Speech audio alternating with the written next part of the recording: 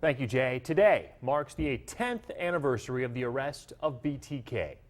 Park City native Dennis Rader was taken into custody on February 25th, 2005.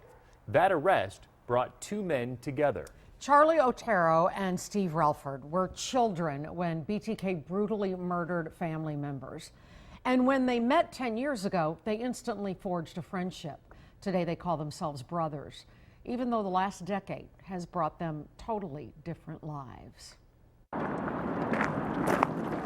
Sure is nice out here, man. It's like spring. Like starting all over fresh, you know? Come on, little. It's an unusually warm winter day. Friends Charlie Otero and Steve Relford decide to go fishing.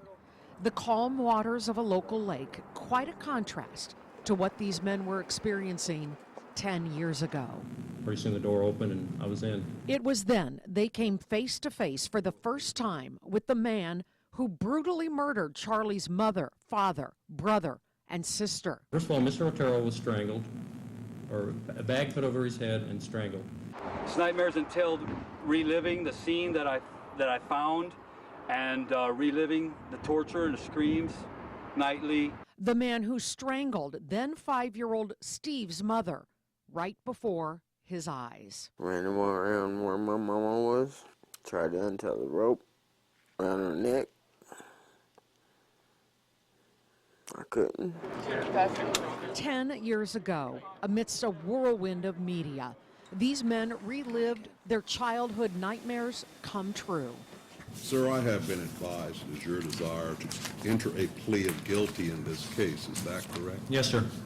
Then BTK was finally locked up forever, for good. Feels like yesterday, and at the same time, it feels like a million years ago. So much has happened in our lives since his capture, and it's just really hard to put it into perspective. When Dennis Rader was arrested, Charlie had just been released from prison after serving time for domestic violence. Since then, his life has totally changed. Well, a lot of it I attribute to the fact that he got caught, that Dennis Rader was caught. Charlie has had a full-time job for several years, currently as a service manager at a motorcycle dealer in El Dorado. He has a fiance and a home.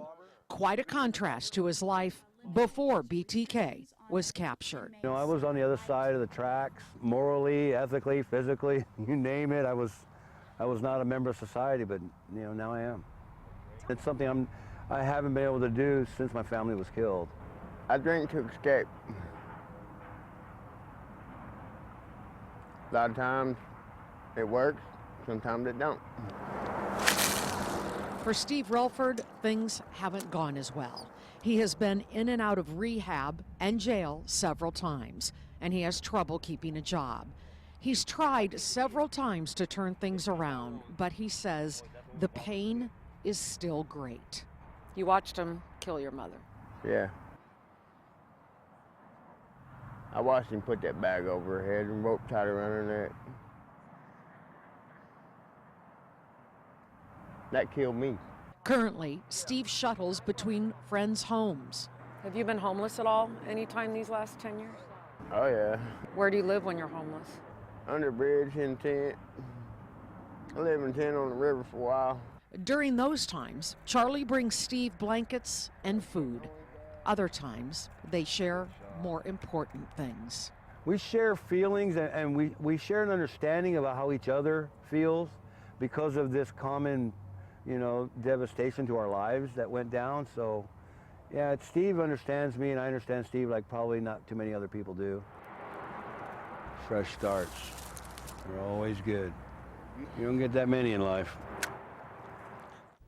Now, Charlie has been trying to convince his friend Steve to get a fresh start for a while now. You see, Steve never got any counseling as a child after he saw his mother murdered. It's difficult finding the right combination of help now.